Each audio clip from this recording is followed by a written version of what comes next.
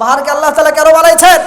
এই পৃথিবীতে যতখানি ভূখণ্ড রয়েছে তার চেয়ে 3 গুণ হলো পানি। পানির উপরে এই জমিন ভাসমান। আল্লাহ পাক রব্বুল আলামিন এই জমিনকে স্থির রাখার জন্য, আমার আপনার জন্য চলার সুবিধা করার জন্য আল জিবালা আওতাদা প্যারাক স্বরূপ আল্লাহ পাক রব্বুল আলামিন পাহাড়কে স্থাপন করেছে। জমিন যখন হেলাদোলা করতেছিল পানির উপর আল্লাহ পাক রব্বুল আলামিন পাহাড় সৃষ্টি করে বসায় রাখলেন। এরপর আর জমিন নড়াচড়া করে না। বলেন আলহামদুলিল্লাহ। মাত্র কয়েকদিন পূর্বে সামান্য একটা ভূমিকম্প হয়েছিল, মনে আছে আপনাদের? ভীত সন্ত্রস্ত হয়েছেন কি হন নাই? ভয় পাইছেন কি পান নাই? বলেন। আমি নিজেও ভয় পেয়েছি। তখন আমি একটু ঘুমের অবস্থায় ছিলাম। হঠাৎ মনে হলো কেউ যেন ঘর ঝাঁকাচ্ছে। আল্লাহ পাক রব্বুল আলামিন কুদরত কত বড়, চিন্তা করছেন? আমি আপনি ধাক্কা দিলে নড়বে? হ্যাঁ, 1000 মানুষ, বাংলাদেশের সব মানুষ আন্দোলন করে সরকার হটানো যায়। আন্দোলন করে গার্মেন্টসের শ্রমিকরা মালিককে রাস্তায় নামায় দিতে পারে। পৃথিবীর এমন কোনো বাপের বেটা নাই, আমেরিকাও নয়, ইসরায়েল নয়, মাতবারি করতে পারে ফিলিস্তিনের উপর, মাতবারি করতে পারে আফগানিস্তানের উপর। কিন্তু আল্লাহ পাক রব্বুল আলামিনের পক্ষ থেকে কোনো অর্ডার আসলে, হুকুম আসলে আমেরিকার বাপের কোনো ক্ষমতা নাই আল্লাহ তাআলার কোনো বিধানকে হটায় দেওয়া। কথা বলেন ঠিক কিনা? নমরুদ তো পারে নাই, ফেরাউন পারে নাই, আমেরিকা আর কে? কথা বলেন ঠিক কিনা? আল্লাহ পাক রব্বুল আলামিন পাহাড়কে প্রস্তাব করে, পাহাড় কোরআন শরীফের আমানত দায়িত্ব তোমাকে দিতে চাই। পাহাড় বলে, আসমান যে কাজের সাহস করে নাই, জমিন যে কাজের সাহস করে নাই, আমি পাহাড়, আমি যদি কোরআন শরীফের আমানত দায়িত্ব গ্রহণ করতে যাই, নিস্তেনাবুদ হয়ে যাব, ধ্বংস হয়ে যাব, অস্তিত্বকে হারিয়ে ফেলবো। অতএব আসমান যে জবাব দিয়েছে, জমিন যে জবাব দিয়েছে, আল্লাহ আমি অপারগতা প্রকাশ করলাম, তোমার কোরআন হেফাজতের সামর্থ্য আমার নাই। চিল্লা বলেন সুবহানাল্লাহ। আল্লাহ তাআলা বলেন হামালাহাল ইনসান, মানুষ এই দায়িত্ব গ্রহণ করেছে। ইন্নাহু কানা যালুমান জাহুলা, মানুষ সবচেয়ে বড় জালেম, সবচেয়ে বড় মূর্খ। আল্লাহ পাক রব্বুল আলামিন এখানে মানুষকে জালেম বলেছে, মূর্খ বলেছে। এই জালেম অর্থ আসল জালেম নয়, মূর্খ অর্থ আসল মূর্খ নয়। ছোট্টবেলায় আমরা দেখেছি দাদা যখন বাজার থেকে ব্যাগ ভর্তি করে বাজার বাড়িতে নিয়ে এসেছে, নারা যখন বাজার থেকে ব্যাগ ভর্তি করে বাজার বাড়িতে নিয়ে এসেছে, বাড়ির আঙ্গিনাতে দাঁড়ায়া বলতাম, ও দাদা ব্যাগটা আমার কাঁধে উঠায় দাও, ও নারা ব্যাগটা আমার কাঁধে উঠায় দাও। আপনারাই বলেন, ছোট বাচ্চা 5-6 বছর বয়সের বাচ্চার কাঁধে যদি 10 কেজি 15 কেজি 20 কেজি ওজনের ব্যাগ যদি ঘাড়ে উঠায় দেওয়া হয়, ও কি বহন করতে পারবে নাকি? বলেন। এদিকে নাতিও ছাড়তে চায় না, ও দাদা ব্যাগটা আমার হাতে দাও, ও নানা ব্যাগটা আমার হাতে দাও। করছে কি করি না ভাই? এরকম হয় কিনা? দাদা কি করে, উপর থেকে ব্যাগের কানটা ধরে রাখে আর শুধু তার শরীরের সাথে সুই সুই করে ব্যাগটা নাতির কাঁধে উঠায় দেয়। আর বাড়ির লোকজনকে ডাক দিয়ে বলে, দেখো দেখো আমাদের বাড়ির নাতি, আমাদের বাড়ির এই সন্তান বাজার থেকে বাজার করে নিয়ে এসেছে, তোমরা দেখে যাও। ঠিক না? ঠিক বলে। নাতি তো খুব খুশি, বেজায় খুশি। আহারে বাজার আজকে আমি করছি। বাজার কে করেছে? দাদাই করেছে না নাতি করেছে? বাজার নানাই করেছে না নাতি করেছে? বাবাই করেছে না সন্তান করেছে?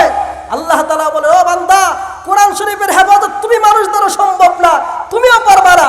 আরশে আজিম থেকে কোরআন শরীফের হেফাজত আমি করব, মাঝখানে মাধ্যম হবে তুমি মানুষ। এই জন্য আমরা দেখতে পাই পৃথিবীতে অন্য কোনো ধর্মগ্রন্থ, অন্য কোনো বই পুস্তকের হাফেজ খুঁজে পাওয়া যাবে না। আল্লাহ তাআলা কি কুদরত! আল্লাহ পাক রব্বুল আলামিন সূরাতুল কমারের 17 নম্বর আয়াতের মধ্যে বলেন, ওয়ালাকাদ ইয়াসসারনাল কুরআনা লিযিকরি ফাহাল মিন মুদ্দাকির। আল্লাহু আকবার বলেন। আল্লাহ তাআলা নিজের ওয়াদা, কোরআন শরীফ মুখস্থ করাকে সহজ করে দিয়েছে আমি আল্লাহ তাআলা। সুবহানাল্লাহ বলেন। ঢাকাতে কল্যাণপুর যখন আমি হেফজখানায় পড়ি, একটা ছাত্র ভাই আমার সাথে পড়তো, ও তখনও বিছনায় প্রস্রাব করতো। মাদ্রাসা মাঝে মাঝে থাকলে বিছনায় কি করতো? প্রস্রাব করতো। তাহলে আপনারা বোঝেন কত ছোট ছেলে, একদম ছোট্ট বাচ্চা, 4 থেকে 4.5 বছর, উর্ধে 5 বছর বয়স হবে, পূর্ণ কোরআন শরীফের হাফেজ। আল্লাহু আকবার বলেন। আর যারা বলে আল্লাহু আকবার। আজকেও আপনাদের এই সুনামধন্য প্রতিষ্ঠান শালফা কাসিমুল হাফিজা মাদ্রাসা একাধিক ছাত্রকে সম্মানী পাগড়ি প্রদান করা হবে। তার অর্থ হলো এরা কোরআন শরীফ হেফজ সম্পন্ন করেছে। এটা আপনাদের জন্য খুশির ব্যাপার কিনা বলেন? খুশির ব্যাপার কিনা বলেন? আমি আলেম হতে পারি নাই, হাফেজ হতে পারি নাই, আবার অর্থ একটা ছাত্র হাফেজ হলো, আলেম হলো, এটা আমার জন্য বড় পরম সৌভাগ্য। কথা বলে ঠিক কিনা? তাহলে এই ধরনের প্রতিষ্ঠানের সাহায্য সহযোগিতার দরকার আছে না নাই? সামান্য একটা ছোট্ট একটা ঘটনা বলি আপনাদের সামনে। কোরআন শরীফকে যদি মহাব্বত করি, ভালোবাসি, কি ফায়দা হবে আমার, সামান্য একটা দৃষ্টান্ত দিলে ইনশাআল্লাহ বুঝতে পারবেন। বিশরি হাফি রহমতুল্লাহি আলাই, আল্লাহ তাআলা বড় একজন ওলি ছিলেন, বুজুর্গ ছিলেন। ওনার অভ্যাস ছিল মদ পান করা, গান শোনা, গানের আড্ডায় সারা রাত পড়ে থাকো মদ পান করে। একদিন বন্ধুদের সাথে যাইতেছে গানের আড্ডায়, হঠাৎ রাস্তার মধ্যে অনুভব করলেন, দেখতে পেলেন যে একটা সাদা কাগজের টুকরা পড়ে আছে, এর মধ্যে আরবি লেখা। আল্লাহু আকবার বলেন।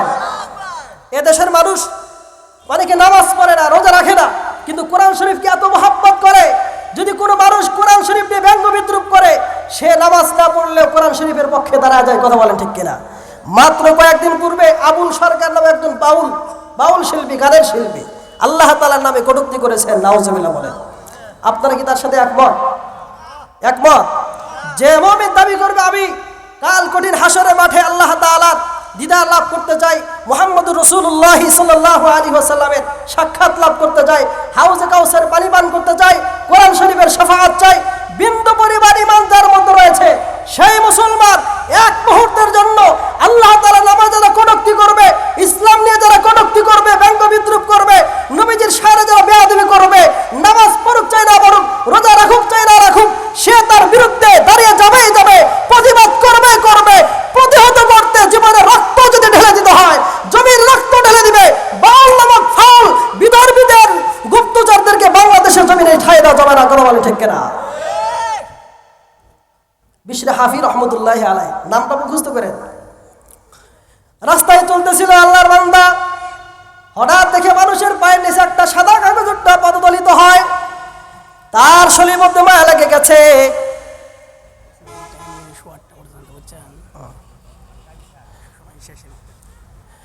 আল্লাহর বান্দা চিন্তা করলেন, মানুষের পায়ের নিচে একটা সাদা কাগজের পদদলিত হইতেছে, এই সাদা কাগজের টুকরার মধ্যে কি লেখা আছে? শুধু এতটুকু বুঝেছে এর মধ্যে আরবি লেখা আছে। আল্লাহর বান্দা আরবি পড়তে জানে না। চিন্তা করলেন, প্রতিদিন আমি গানের আড্ডায় যাই, আজকে আমি যাব না। এই সাদা কাগজের টুকরা আমি হাতের মধ্যে উঠাই আমি আমার বাড়িতে যাব। আমার মা তো কোরআন পড়া জানে, আমি এই সাদা কাগজের টুকরা আবার মার হাতে উঠাইয়া দিব। মাকে জিজ্ঞেস করব, মা এই সাদা কাগজের টুকরার মধ্যে কি লেখা আছে? সুবহানাল্লাহ বলে। বিশির বাড়িতে চলে গেছে, ঘরের পেছন থেকে ডাক দেয়, মা তো অবাক, আমার বেশি তো প্রতিদিন মদের আড্ডাখানে পড়ে থাকে, আজকে দেখি বাড়ি চলে আসছে। কি বাবার বাবা, তোমার কিছু হয়েছে নাকি? বলে, না আমার কিছু হয় নাই। তাড়াতাড়ি দরজা খোলো, এই যে আমি রাস্তায় চলতেছিলাম, মানুষের পায়ের নিচ থেকে সাদা কাগজের টুকরো উঠায় নিয়ে আসছি, আমার মনে হয় এর মধ্যে আল্লাহর নাম লেখা আছে, আমার মনে হয় এর মধ্যে কোরআন শরীফের কোনো আয়াত লেখা আছে। মা দেখো তো এর মধ্যে কি লেখা আছে। সুবহানাল্লাহ বলেন। বিশরা হাফি রহমতুল্লাহি আলাইহির মা বিশরের হাত থেকে যখন সাদা কাগজের টুকরাটা হাতের মধ্যে উঠে নিয়েছে, বাবা কাগজের টুকরা হাতের মধ্যে নিয়ে দেখে কাগজের টুকরার মধ্যে লেখা আছে বিসমিল্লাহির রহমানির রহিম। আল্লাহু আকবার বলেন। জনম দুঃখের মা দু চোখের পানি ঝরঝর করে ছেড়ে দিয়ে আল্লাহ তাআলাকে ডাকতে বলে, আল্লাহ আমার সন্তান দিন বোঝে না, কোরআন বোঝে না, ইসলাম বোঝে না, সারাদিন গানে একটাই পড়ে থাকে। আল্লাহ আমার সন্তান আজকে একটা ভালো কাজ করেছে, আল্লাহ এই ভালো কাজের দোহাই দিয়ে তোমাকে বলছি, আল্লাহ যে সন্তান তোমার কোরআনে হেফাজত করার জন্য ব্যতিব্যস্ত হয়ে যায়, ও রব্বুল আলামিন ওই সন্তানের জন্য আমি মা হয়ে দোয়া করলাম, আমার সন্তানকে আর কোনোদিন মদের আড্ডাখানায় পাঠাইও না। আল্লাহু আকবার বলে। মা বাবার দোয়া সন্তানের জন্য মুহূর্তের মধ্যে কবুল। বন্দুকের গুলি মিস হতে পারে, তীরে ধনুক মিস হতে পারে, আবার আপনার টার্গেট মিস হতে পারে। আব্বা আম্মা যদি সন্তানের জন্য চোখের পানি ফেলে অন্তর থেকে দোয়া করতে পারে, সেই দোয়া আসমান পর্যন্ত বুঝবে, আর সাজিবে ধাক্কা লাগাবে, মাঝখানে কোনো পার্টিশনের পর্দা থাকবে না। বলেন ঠিক না? বিশরি হাফি রহমতুল্লাহি আলাইহির মা ডাকতে বলে, আল্লাহ আমার সন্তানকে তুমি হেদায়েত দিয়ে দাও, আল্লাহ আমার সন্তানকে তুমি মাফ করে দাও। বিশরি হাফি রহমতুল্লাহি আলাইহি তখন মাকে ডাকতে বলে, মা ভেবেছিলাম জীবনে কোনো ভালো কাজ করি না, আজকে একটা ভালো কাজ করেছি, কিন্তু কি দেখলাম তোমার হাতের মধ্যে সাদা কাগজের টুকরা দিলাম, তুমি আমাকে বাহবা না দিয়ে তোমার চোখে পানি জড়াও মা। তবে কি আজকে ভালো কাজ করতে পারি নাই? মা ডাকতে বলে, ও বিশির রে, তুমি এমন একটা কাগজের টুকরা আমার হাতের মধ্যে উঠাইয়া দিছো, যার মধ্যে আল্লাহ তাআলার নাম শুধু লেখা নয়, আল্লাহ তাআলার গুণবাচক দুটি বড় নাম, আল্লাহ তাআলার জাতি নাম, আর একটি বড় নাম রহমান, আর একটি বড় নাম রহিম। তিনটি নামের হেফাজতের দায়িত্ব তুমি নিয়েছো। সন্তান আমি তোমার জন্য আল্লাহ তাআলার কাছে দোয়া করেছি, ও সন্তান তুমি কিন্তু আর গানের আড্ডায় যেতে পারবা না, এই কাগজটা রেখে দাও। তাকের মধ্যে রেখে দিয়ে ঘুমিয়ে গেছে। কিছুক্ষণ পর আবার ঘুম থেকে জাগ্রত হয়ে মাকে ডাকতে বলে, মা এই সাদা কাগজের টুকরা তাকের মধ্যে যে রেখে দাও, বাতাস আবার উড়ে পড়ে মাটির মধ্যে পড়তে পারে। মা ডাকতে বলে, কি করতে চাও? বলে আমার মন চায় এই সাদা কাগজের টুকরা আমি আমার বুকের মধ্যে নিয়ে ঘুমাবো, আল্লাহ নামের কোনো সাদা কাগজের টুকরা মাটিতে আমি পড়তে দিতে পারি না। আল্লাহু আকবার বলেন।